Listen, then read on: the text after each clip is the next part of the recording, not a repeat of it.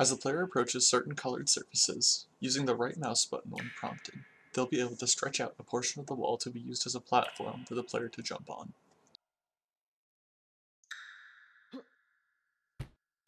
Continuously holding the left mouse button will increase the size to a preset length, while holding the right mouse button will begin to slowly decrease the length, and after about 30 seconds, the platform will quickly begin to shorten on its own and disappear entirely. The player begins in a semi-enclosed cave area with not much to go off of to explain how they got there. This area aims to give the player a basic understanding of the stretch mechanic, as well as begin to slowly pull the player into the world. I designed the first jump to be barely too tall to jump over, making the player have to come up with another way to get over, eventually finding out the mechanic through the UI element on the pointer prompting the player. After this is a slightly more precarious crossing, where falling down the cavern will cause player death and restart from the nearest checkpoint.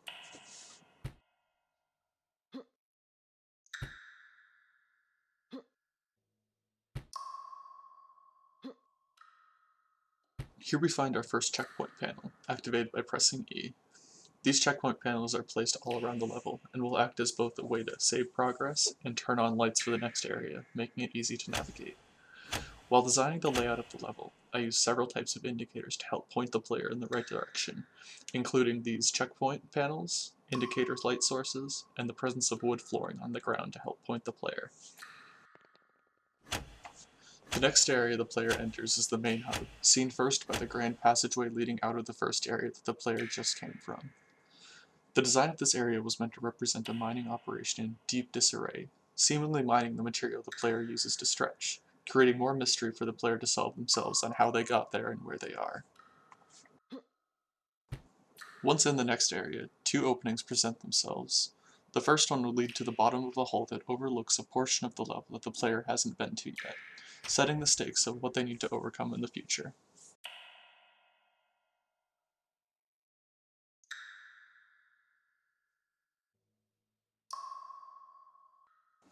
The second tunnel, and the one the player sees directly after leaving the opening tunnel, is marked by the brightest spotlight in the room, indicating to go there, as well as a light panel. In the next area, aptly nicknamed Wood Storage, the player is presented with their first challenge involving the stretching mechanic, where they have to use it to lift a platform that they're standing on to reach a higher level. The player can learn this without any unnecessary stress since the room is both large enough and not too tall to kill the player on fall.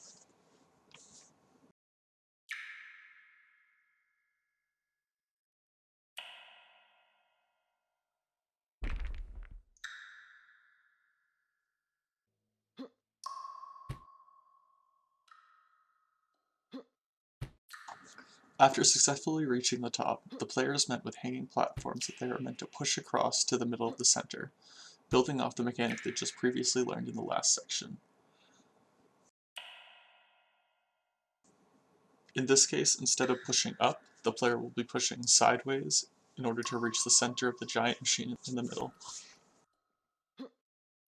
The player coming back to the center area for several actions, like in this case, will give the sense of both accomplishment and peril in equal measures, which are two feelings I wish to provoke throughout the level.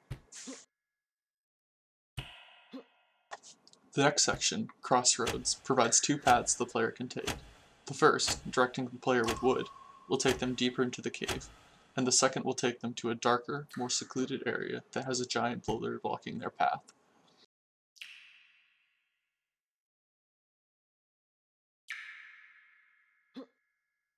By looking through the cracks between the boulder and the wall, the player is able to see the large machinery of the center area, and by cleverly using a stretched surface, they can break the boulder and have a direct path to the center zone. This is meant as both a real-world checkpoint and an example of a new mechanic that they could use in the future.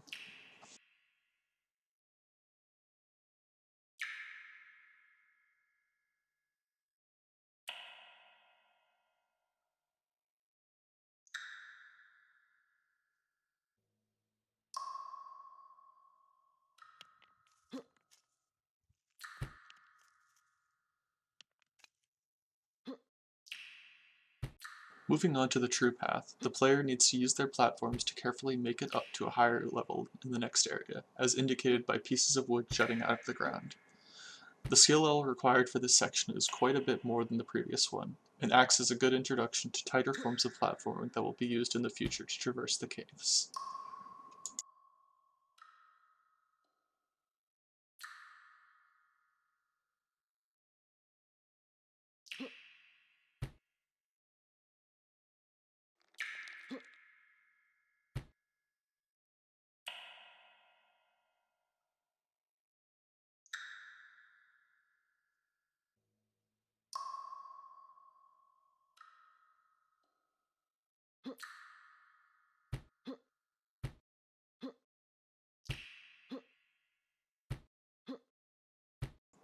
Moving on to the next section, the player will be doing a similar style of platforming as before, but in this case they're blocked by an immovable pile of rocks.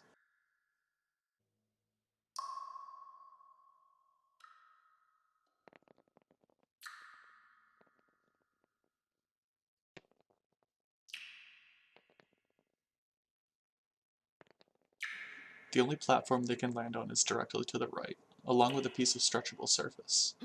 Using the single piece of stretchable surface, the player will stretch themselves up by standing on the platform as it's racing to reach the higher wooden platform, making it to the next and final area.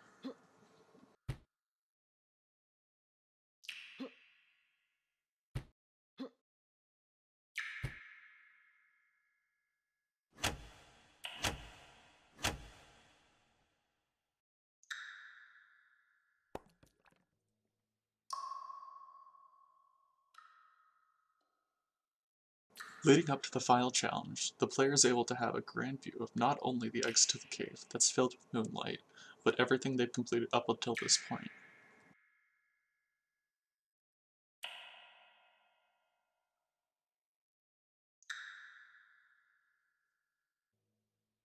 Here, the player must use their previously learned knowledge of tight platforming and jumping techniques to make it to the top of the hole.